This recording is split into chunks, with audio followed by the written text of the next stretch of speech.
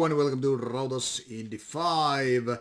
This time once again we have 5 different releases, all of them from 2021, so a little bit older, and these are of various styles. To sum it up really quickly before we go these two in alphabetical order, we have War Metal Noise from India, we have Black Trash from United Kingdom, we have a Bangladesh band trying some old school death metal with then some, we have Doom Death Black from Belgium, and then we have a Danish band doing depressive black metal. Are you ready? Because I most certainly am. This one is Brahmastrika, and it's an Indian war metal band, or war metal / noise as the saying goes, because this is kind of a weird combination of very noisy stuff.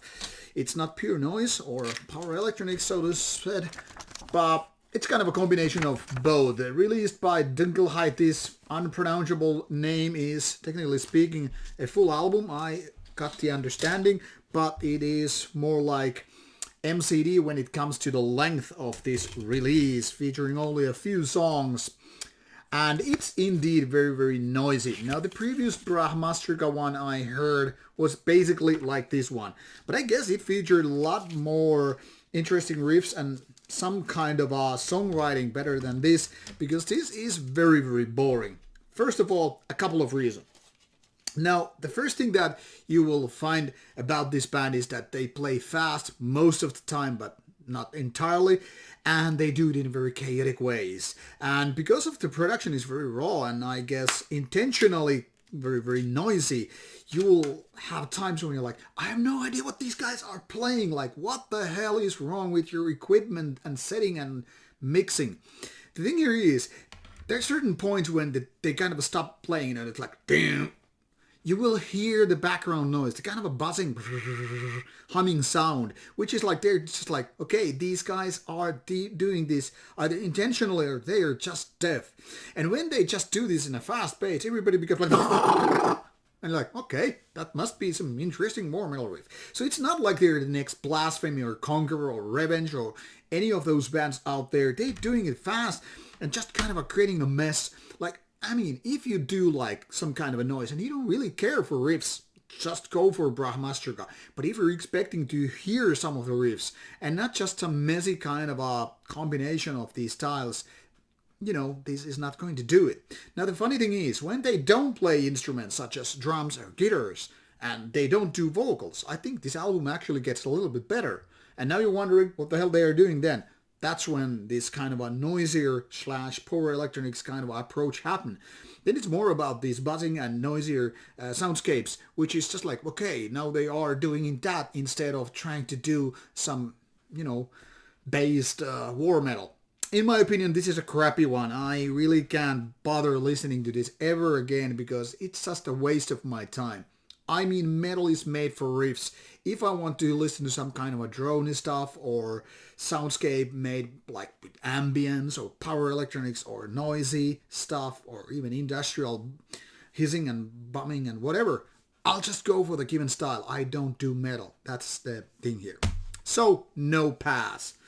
Then we have this band called Craven with Forked Tongues album. Should I remember correctly, this is the 3rd album by these British bastards.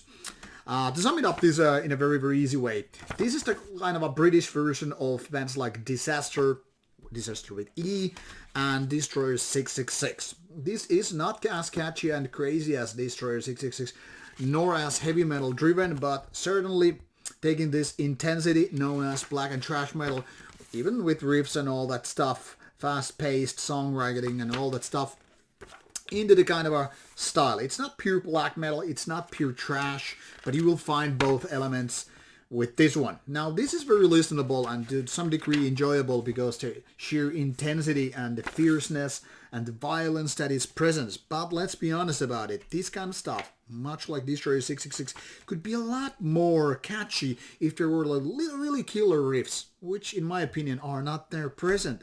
However, that doesn't mean that this is a useless album. Quite contrary, this is the kind of stuff that gets you going, especially when you have a couple of beers and good friends. So there are moments when Craven totally show their teeth and fangs and all that stuff. So I would say give it a go. It's a pretty cool album, even if not exactly a masterpiece. Then we have a Kaal Akuma from Bangladesh, a country which is not exactly known for being a metal country. So I guess this could be very well the first and only Bangladesh-based bands that you will ever hear, unless you're a real hardcore underground fanatic craving for these kind of weird, rare cases. Now, this is the kind of old school not black metal, but, flirting with the kind of a black atmosphere, kind of death metal, even with a little bit, I guess, doom metal as well. But I would say, for the sake of argument, this is mostly old school death metal with a kind of a rusty and dirty sound. But whereas bands such as Autopsy make it sound worthwhile and like, yeah, this is good because you sound like you're coming from cellars and caverns and dungeons, Kaal Akuma is more like, yeah, in the demo phase making. I mean, I kind of like what these guys are trying to do, as opposed to some kind of a more polished and more honed modern death metal, which is kind of a nice and clean, even if super heavy. This ain't super heavy, but it's actually dirty and seems like kind of a muddy. The thing here is, these guys don't really have good songs or good riffs. Everything is here like, yeah, it's a kind of a demo level band, which might be good someday. This album is not. Very, very mediocre when it comes to songwriting. And this kind of production doesn't really, help you out. I mean, once your songwriting is very, very basic and your production is not helping with that, then you really need to prove that you have killer songs. And unfortunately, Kaal Akuma doesn't have that luxury. So only for hardcore death metal fanatics. And then we have another Dunkelheit production. This is Rituals of the Dead Hand, coming from Belgium and tapping to some kind of a folklore tales about these weird robbers who I guess killed and robbed people and were said to be riding goats. This is the second album with Hoof and Horn, and it's technically speaking a combination of doom and death metal with a little bit of black metal in the making. The previous album was more about black and death, but this is more leaning to doom than black, at least nowadays. The thing here is, it's mostly slow-paced. The songwriting is, including a lot of songs which are quite lengthy. This is like something 40 minutes plus, 46 or something like that, featuring only like 5 songs. So meaning these songs are quite lengthy. They are quite heavy and there is some good heavy grooviness into this songwriting. So there are lots of cool parts. Also, it's nodding to old school death metal in a ways that is like almost forgotten. I'm talking about late 80s, early 90s kind of stuff. But let's be honest, if these songs were more compact, they would have more impact. And lacking that and having more kind of a drag in the parts makes this a little bit of a sleeper here and there. But I guess this is worth checking out. Not as good as the previous album, the debut one, but definitely interesting release nonetheless. Give it a go if you are not shy of having extreme metal genres put together. That is doom, death, and black in this case. And the last, and definitely not least, is this Danish depressive black metal band called Saxtorph. What I could say, this is a solo project, not a band, because only one member of the band. And before we go into that, this cover image is hilarious, especially when you have this kind of a tragic name to an album when Depression devastates the dreams. But this guy is obviously running after the train, not like jumping before it. This train is going away like, and he's like, hey, come back, I need to catch the train to meet my girlfriend in another city and get to the gig. And train is gone. Not exactly depressive, more like ridiculous, adding to some kind of a tragic comedy to it all. This is the third album by this Saxtorph artist and released by Wolfspell Records in fall 2021. And this one is indeed almost 1 hour, 55 minutes of depressive black metal in melodic ways. Very, very melancholic album, and supporting the idea of depressive black metal in so many ways. And by supporting, I mean this is like the very basic in the given genre. It's kind of sad, full of grief. It's melodic. It's mid-tempo. This kind of overwhelming like sadness present with this one. I think it's a good one. Now, having 55 minutes of that, it's like having this extra lengthy phone call with a friend who just suffered some traumatic event and you're like, okay, this phone call is never going to end, but I'm trying to help my friend out here.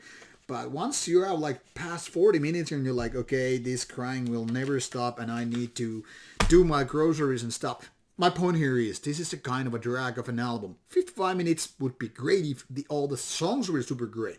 Now there are a bunch of good melodies. There are even some synthesizers to create a layer of atmosphere, which I guess complements this album quite nicely.